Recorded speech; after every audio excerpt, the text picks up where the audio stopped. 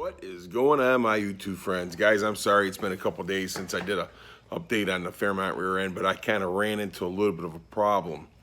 And we got the problem solved on one side.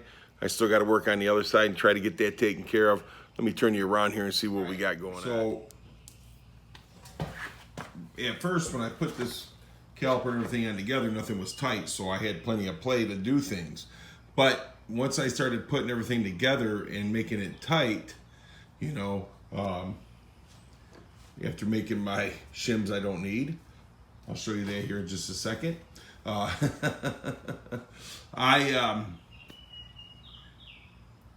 had the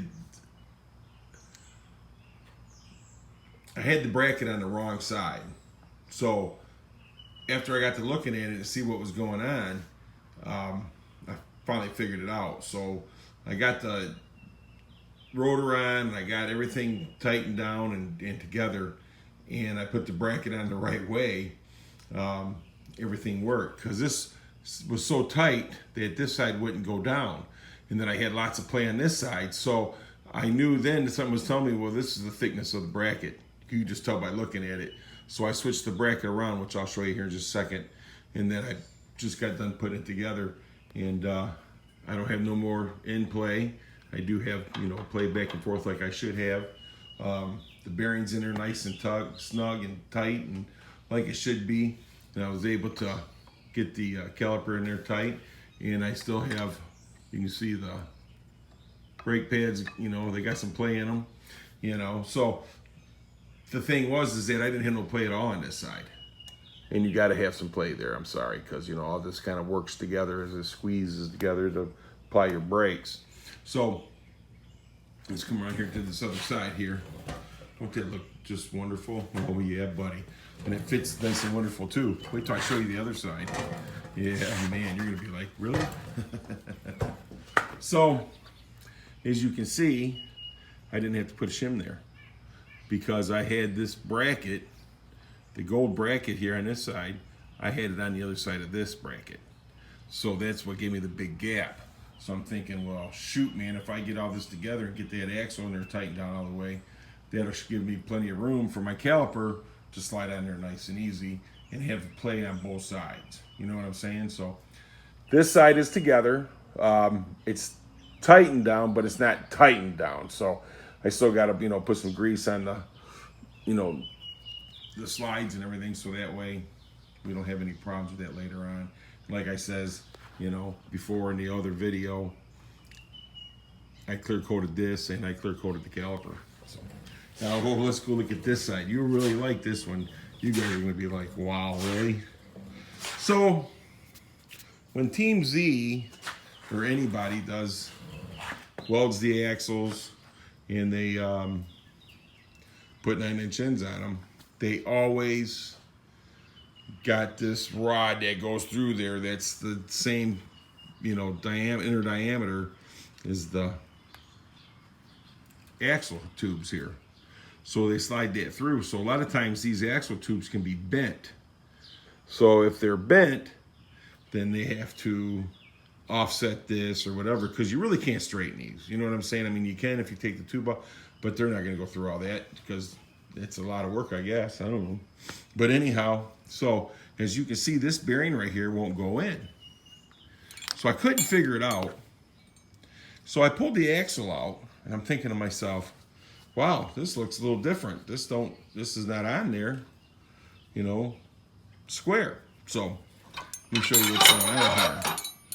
Pull this nice meaty axle out here. Just like this.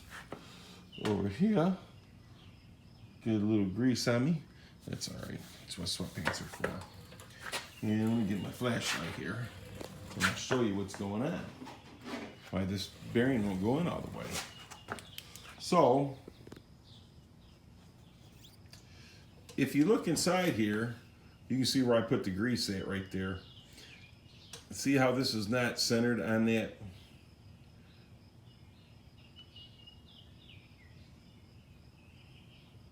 So it's not centered, so you can see back here, there's less meat on it, and you see all that meat right there.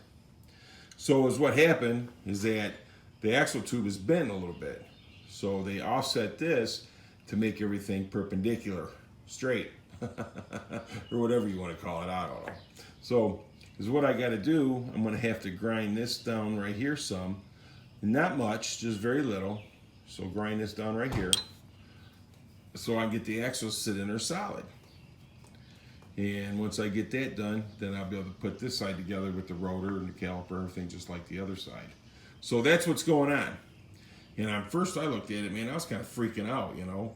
So then when I got a hold of Team Z and my axle guy, I had talked to them both, and they said, yep, this is just how it happens sometimes, you know. You can bring it back up here, we can try to fix it, but you're going to end up with the same result. And not all rear ends are true. So, you know, with that axle tube, the only thing really holding it in is this, and then this back here. So it's kind of like a plug, you know, that holds the axle in there. But everything's all welded now, as you see right there. So, got the 9-inch ends, everything's welded, ready to go. And I didn't notice this. And when the guy put the rear end together for me, he didn't notice it either, because he just loosely put everything together because he didn't want to tighten nothing down until I started putting the brakes on it and stuff.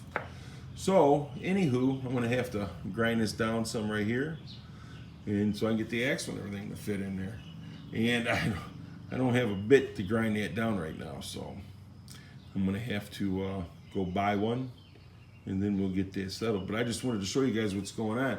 I mean, I thought I had a bit. I'll look and see. If I do, I'll go ahead and do this and put it together tonight. But more than likely, it probably won't be till this weekend. So that's where I got to do this side right here, which is the driver's side of the axle. You know, so the axles are all in good shape. Everything's good. But that's just the way they had to fix that at Team Z when they did the work on the rear end for me, on the housing. So anyhow, we got this stuff together, and before I close this out, I'm going to look and see if I got that bid. If I got that bid, I'll go ahead and take care of this tonight. If not, it'll be this weekend. Woohoo! All right, I'll be right back. Going on, yeah. So we was just out in the garage looking at the rear end out there, and I figured I'd come back in here where it's nice and cool. It's actually not bad out there, but I'm sweating. I'm fat. Yeah, I know, I sweat. So anyhow, you know, I took that rear end to Team Z, so it's not their fault it's bent. You know what I'm saying? And it was their job to true it up, and they trued it up, and that's how they do it. So once I get that ground down, I can get that axle slide in there all the way. Shouldn't be a problem there. I just got to get that little bit so I can wring that out. You know what I'm saying? So once I get that reamed out and everything like that, then we'll be good. Wife's out there cleaning up her Shelby. Oh yeah, she likes the heat. I don't like the heat. But actually, it's really nice out. I just went for a nice motorcycle ride. So, yeah, in between the video.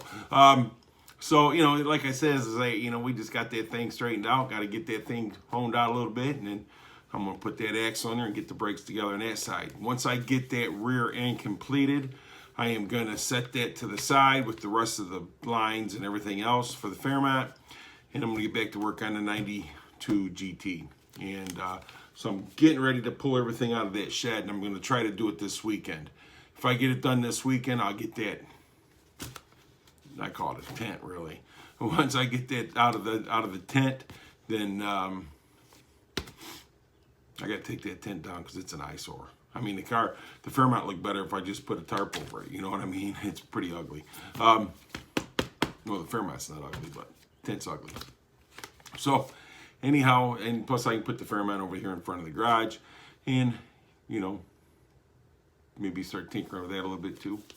I got too many. I mean, you know, hey, I'm a guy. I'm a car guy.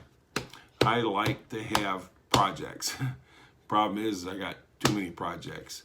The white 2010, we're getting ready to get that and put her up for sale.